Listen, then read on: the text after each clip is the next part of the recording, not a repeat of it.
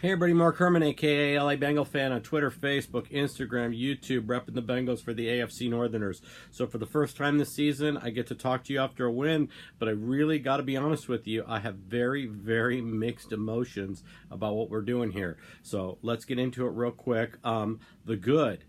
Defense looked great. I mean, defense has been progressively getting better. Anarumo is getting better at scheming, and we've seen the defense play well. Granted, we were playing the Jets today, so I don't want to get overly excited, but the defense did look good. Offense looked sharp early on, but Dalton still was Dalton. I mean, early on, we had that one play where he could have taken one step forward up in the pocket and stayed in the pocket, and instead he rolled out and had to throw the ball away. Rolled into the pressure and had to throw the ball away.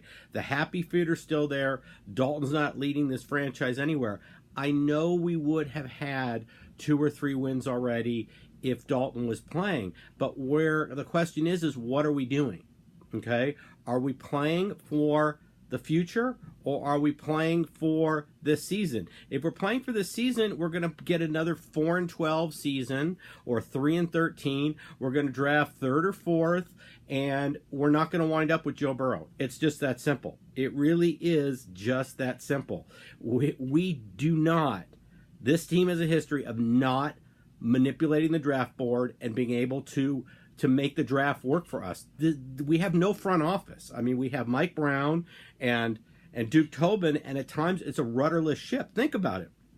We got jacked going back to when we picked up Keith Rivers. We got jumped by New Orleans, who knew we wanted Cedric Ellis at nose tackle. They knew we wanted him. They jumped right in front of us and took Cedric Ellis, and we wound up with Keith Rivers.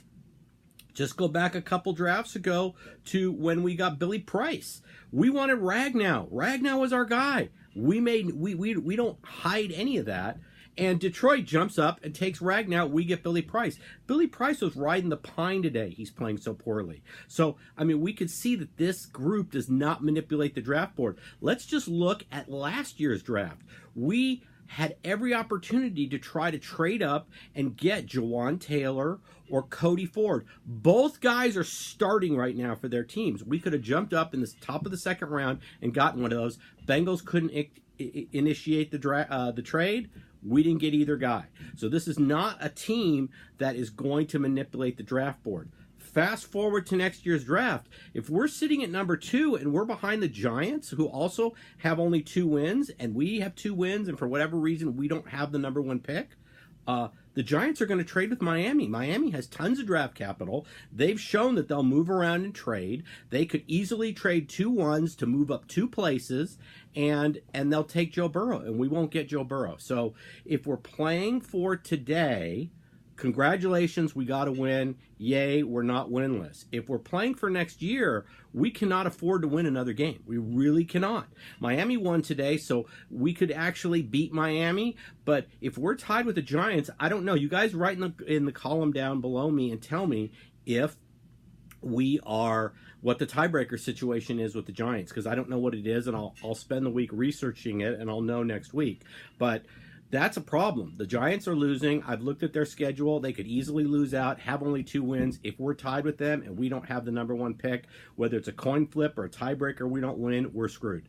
So this team will not trade up for Joe Burrow. They will sit there at 2 or 3, wherever they are, and take who's ever there. And after watching LSU yesterday and watching Ohio State, we don't want Chase Young. We want Joe Burrow. We really need Joe Burrow.